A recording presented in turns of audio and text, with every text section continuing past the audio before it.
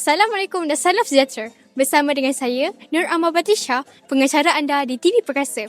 Hari ini kami bersiaran di Astana Batisha bagi menyaksikan satu majlis yang penuh makna. Majlis Apresiasi Kecemerlangan Akademik tahun 2025. Jom kita saksikan detik-detik yang penuh inspirasi hari ini.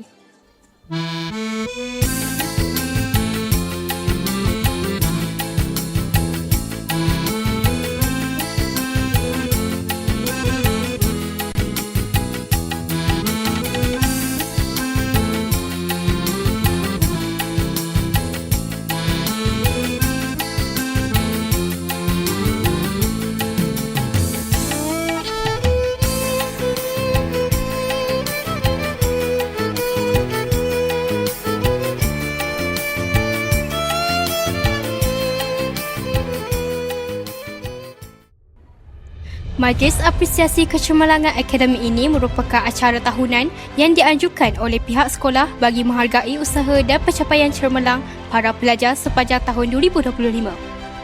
Setiap kejayaan bukan sahaja hasil usaha keras individu tetapi juga sokongan guru dan juga ibu bapa.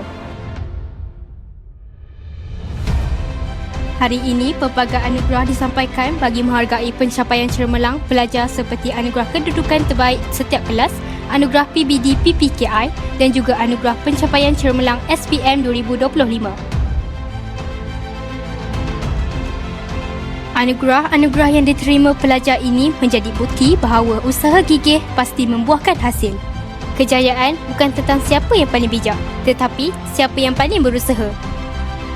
Teruskan melangkah kerana setiap usaha membawa kita lebih dekat kepada impian. Hadirinnya hadiah hari ini turut dihidangkan dengan persembahan yang memukau dari bakat-bakat yang digelar di SMK Pengkalan. Tahniah di atas pencapaian cemerlang untuk SPM tahun 2025. Terima kasih. Boleh kongsikan rahsia kejayaan anda? Boleh. Rahsia kejayaan saya adalah yang pertama, kena jaga hubungan dengan Allah. Kita sebagai orang Islam memang itulah yang pertama kan. Yang kedua, hubungan dengan ibu dan ayah. Setiap kali exam, mintalah doa dengan ibu dan ayah. Lepas tu, diri kita kena jangan give up, jangan mudah give up. Usaha sehabis baik tapi jangan terlalu kasar pada diri. Cuba buat cari macam-macam cara pelajaran. Boleh cuba macam-macam cara yang kena dengan diri. Lepas tu, yang paling penting jangan give up lah. Sebab kalau give up, benda tu takkan dapat. Majlis jalan dengan sangat lancar.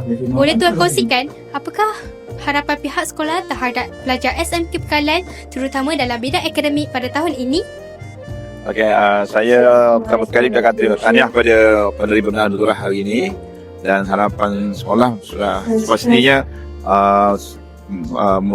mengharapkan semua pelajar-pelajar SMK Pengkalan dapat meningkatkan prestasi dalam akademik dan saya sangat yakinlah kalau pelajar SMK Pengkalan memberikan kesungguhan, menunjukkan keiltizam yang tinggi, kita akan dapat mencapai hasrat kita iaitu pada tahun 2026 ni kita akan mengharapkan pelajar dapat 5.17 GPS dan juga 54.32% dan insyaAllah kalau semua pihak dapat memberi kerjasama, kita akan capai hasratnya tersebut. Terima kasih tuan. Terima kasih. Kami di TV Perkasa mengucapkan tahniah kepada semua penerima anugerah.